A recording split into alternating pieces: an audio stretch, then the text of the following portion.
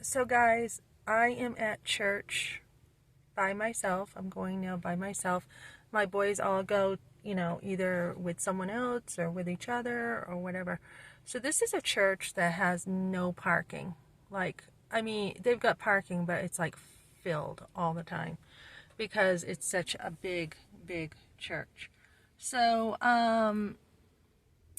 yeah, people are still looking for parking, so I'm over here on the side.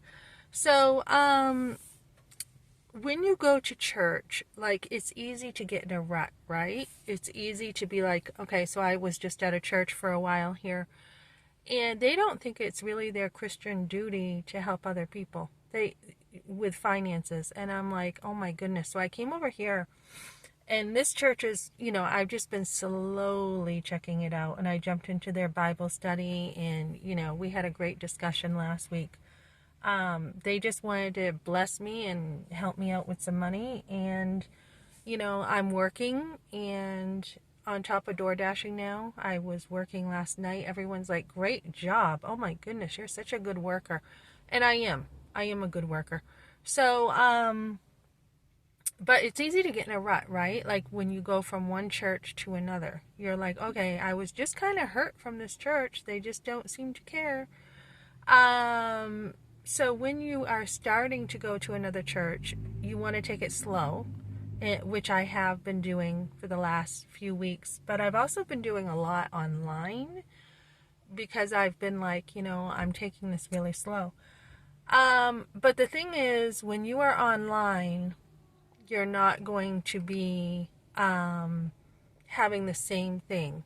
I mean, I've never done things online. Never. Like, I've never done church online until recently. Like, there was one week I was sick, and another week I was like, I've got to check out this church better, etc., etc.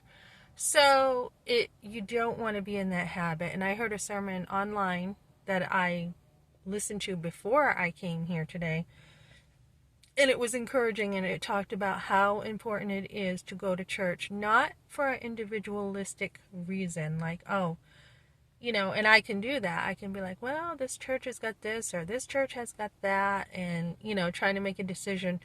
But you want to go for Jesus. That's who you want to go for. It is about him. It's something bigger than you. We live in an individualistic culture. It's bigger than all the churches together is worshiping Jesus. So you do want to make sure that if you've missed a few weeks of actual being in church, you actually don't want that to become a habit.